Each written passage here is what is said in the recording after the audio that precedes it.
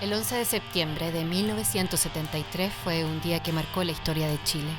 A 50 años del golpe de Estado cívico-militar, podemos dar fe que esa historia se sigue contando. En este podcast compartiremos el testimonio de 50 mujeres sobre ese día imborrable. En Conversas creemos en las palabras y las ponemos al servicio de quien las necesite. Con ustedes, 50 voces de un golpe. Nuestra contribución a la memoria de nuestro país.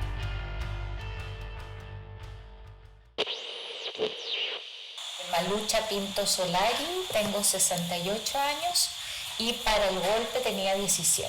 Estudiaba sociología en la Universidad Católica, estaba en primer año.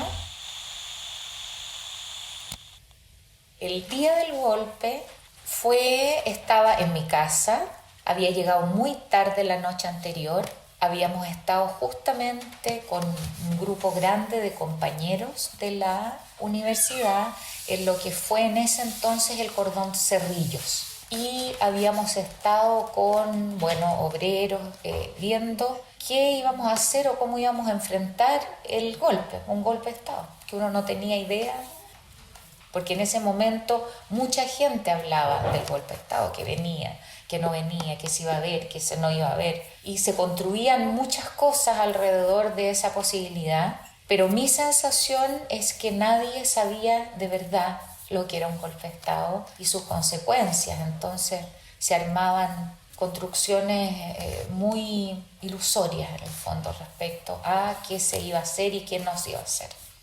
En la madrugada, deben haber sido como las 6:30 de la mañana, me despertó mi mamá, que estaba muy nerviosa con todo lo que estaba pasando. Mis papás eran personas de izquierda, eran muy amigos de mucha gente de gobierno, entonces había un clima también de mucha inseguridad, susto. Entonces mi mamá estaba en ese tiempo como durmiendo mal y despertó muy temprano, puso la radio y apareció que los marineros se habían levantado en Valparaíso. Y me despertó, me dijo: Maluchita, ¿ha pasado algo? Mi papá no estaba en Chile además, mi papá era funcionario de las Naciones Unidas. Mi mamá, ella era directora de la escuela de danza del Ministerio de Educación, entonces también tenía como una responsabilidad administrativa también respecto a eso. La escuela del Ministerio de Educación fue un proyecto hermoso, en realidad, que hubo durante la Unidad Popular. Mi mamá tenía la certeza y la noción, digamos, que para que tuviéramos arte popular había que generar escuelas donde la gente del pueblo generara su propio lenguaje.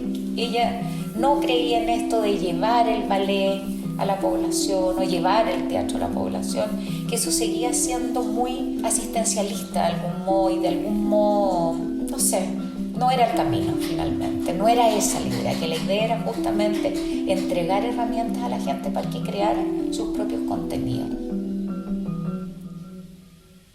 Desde ese lugar ella generó este proyecto que empezó a funcionar en el gobierno de Frei, en el fondo, y continuó en el gobierno de Allende y fue fortaleciéndose mucho en el gobierno de Allende. Entonces, a esa escuela llegaban las chicas y chicos, porque habían hartos chicos que estudiaban danza también, de la Victoria, de la Bandera.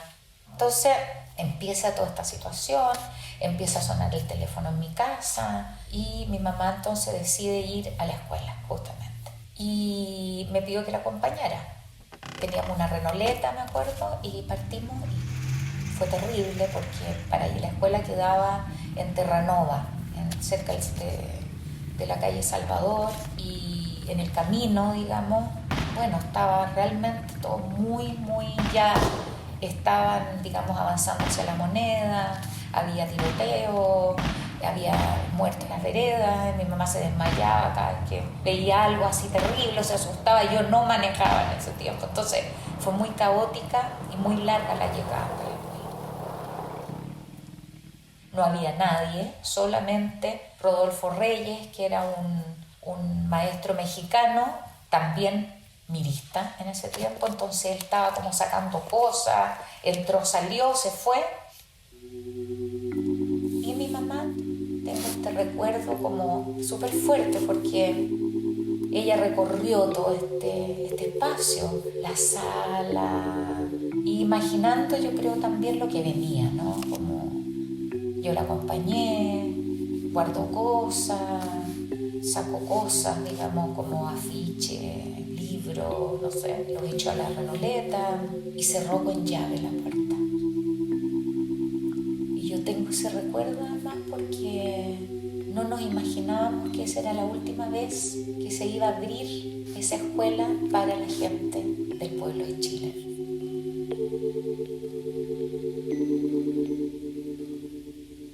Entonces fue muy triste, un momento muy además íntimo entre las dos. Ella estaba muy abatida además por muchas cosas. Creo que a ella se le venía a todos los bailarines del Ballet Juventud, eran personas que iban a escapar seguramente. Me acuerdo algunas, la Paloma, por ejemplo, Bosil, que era pareja de Andrés Pascal, no sé, era como una situación muy compleja. Y volvimos de vuelta a la casa y nos chocó una citroneta. Terminamos enterradas en un muro, digamos, ahí como en Lo Castillo. La persona era un hombre que venía en la citroneta, que yo creo que venía arrancando también, como que se bajó así desesperado a ver si estábamos bien, si no había como muertos en el fondo. Todo esto eran como códigos subliminales, o sea, de mirada, de entender que era alguien que tenía que escapar, que no se preocupara, que se fuera. Se subió a la renoleta, a la citroneta como pudo. A nosotros nos fue a buscar mi suegro. Todavía yo no estaba casada con Eduardo, pero nos fue a buscar, nos fuimos a la casa y en el barrio era muy caótico. Nosotros éramos la única casa de personas de izquierda en esa cuadra, digamos, y nos querían denunciar. Habían estos, no me acuerdo ahora cómo se llamaban, pero habían unos como comités por barrio de CODE, creo que se llamaban, no me acuerdo, como que eran como espías de algún modo finalmente. Había ahí una casa que era de Enrique Méndez, que era un demócrata cristiano que nos protegió de algún modo y dijo, bueno, ellos no son violentistas, estos típicos conceptos, digamos, que de algún modo nos protegió de que nos pasara algo más ese día, digamos. Todo era muy chocante para nosotros porque mientras nuestros amigos, conocidos, queridos, nuestro mundo se derrumbaba, digamos, ellos festejaban y descorchaban champaña y pusieron a todos full en la cuadra, marchas militares, todos con las banderas chilenas, toda una cosa así como histérica de algún modo, ¿no? Y yo hablé con Eduardo, que era mi pololo en ese tiempo. Él estudiaba filosofía en la Universidad de Chile y para, digamos, costear sus gastos trabajaba en el metro. Y estaba ahí en el metro cuando vino todo esto, ¿no? Y justo hablamos después de que Allende hizo su último discurso. Y él, bueno, me contaba ahí cómo estaban, la tragedia, los obreros, la tristeza, dispuestos a defender ese lugar a como sea. Me acuerdo el teléfono en mi casa empezó a sonar, empezó a llegar gente a esconderse a la casa, porque al ser una casa, todo esto eran las imaginaciones, que tenía como fuero diplomático de algún modo, que no lo tenía, pero entonces empezó toda esta locura en mi casa de poder alojar a muchos amigos que llegaban a hacer estos hoyones de lentejas, me acuerdo, para alimentar a la cantidad de gente que estaba durmiendo en mi casa. Mi papá que llamaba, bueno, supimos que mi papá estaba en unas listas de gente que iba a ser detenida, digamos. Mi mamá no sabía cómo decirle, no se atrevía porque imaginábamos que estaban los teléfonos intervenidos. Yo le dije ya al final como no vengas, no entres, es peligroso para ti. Toda esta imaginería también de que no, que viene Prats desde el sur con un regimiento, esto va a ser algo muy... Cada vez que me acuerdo me da una pena terrible.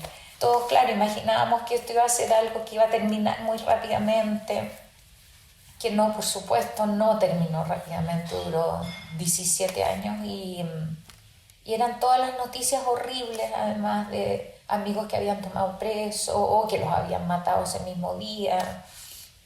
Seguimos todo muy de cerca, por ejemplo, ¿no? Fue terrible. Nosotros éramos muy amigas, o sea, mis papás, no yo, digamos, pero eran como los tíos de la casa un poco. Entonces mi mamá era íntima amiga de la Mireya Latorre, que era la pareja del perro Olivares, que estaba en La Moneda, que fue otra de las personas que se suicidó en La Moneda ese día.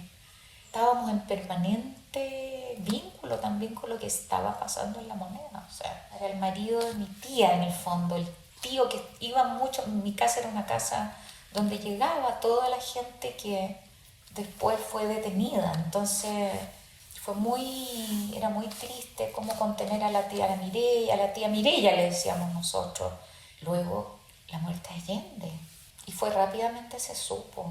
Era horroroso. Me acuerdo las noticias en la televisión cuando, bombardean Tomás Moro, la casa de Allende, y se meten en su bodega. Nunca lo olvidaré eso. Que era todo aquí, acaparado, tallarines, azúcar. O sea, no había nada, en realidad, en rigor. Había, comida como en todas las casas. Más comida, obviamente tal, porque era la casa del presidente, donde él recibía gente. Pero era toda una vulneración. Era gente que era parte no solo de nuestro universo político, si tú quieres, o ideas políticas comunes, sino que también de nuestro mundo afectivo. Entonces, no poder comunicarte, vino el toque de queda inmediatamente, tampoco podíamos salir. Entonces era cuando cayó el toque de queda, fue la ciudad libre para destruirla, para destruir todo lo que éramos.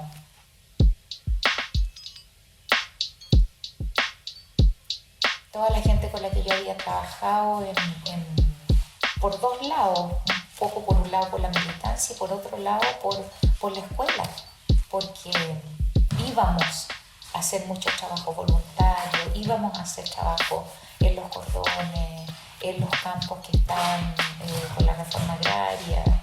Teníamos muchos vínculos cercanos, afectivos, de saber y qué pasó, y llamarte. Y fue un día muy caótico, muy triste. Fue como el fin del mundo, el fin de nuestro mundo, al menos. En paralelo con este país de las señoras que van a entregar sus anillos, sus joyas para la reconstrucción de Chile.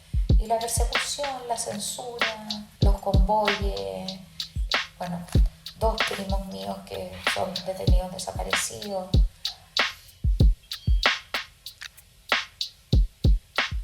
Yo soy parte de una generación en que todo estaba resultando.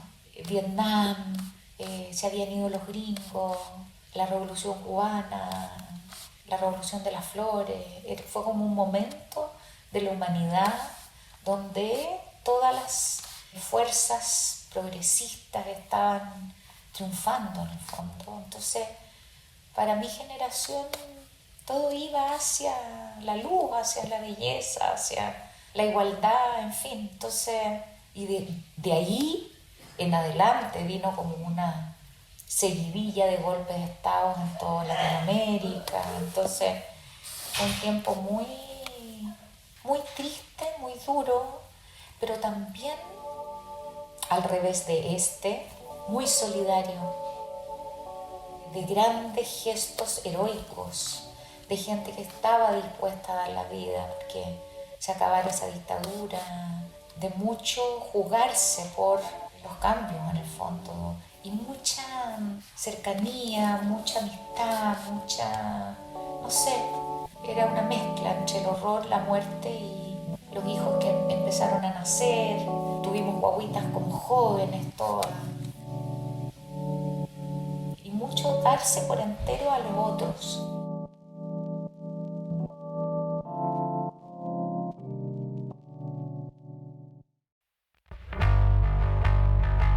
50 voces de un golpe es una idea original de Conversas, Oficina de Comunicaciones. Diseño sonoro, Francisca Alvier. Diseño gráfico, Constanza Fernández. Voz, Carolina Villanueva. Producción de entrevistas, equipo de periodistas de Conversas. Nuestros agradecimientos a todas las mujeres que generosamente quisieron ser parte de este trabajo, que busca hacer una contribución a la memoria de Chile a 50 años del golpe cívico-militar del 11 de septiembre de 1973.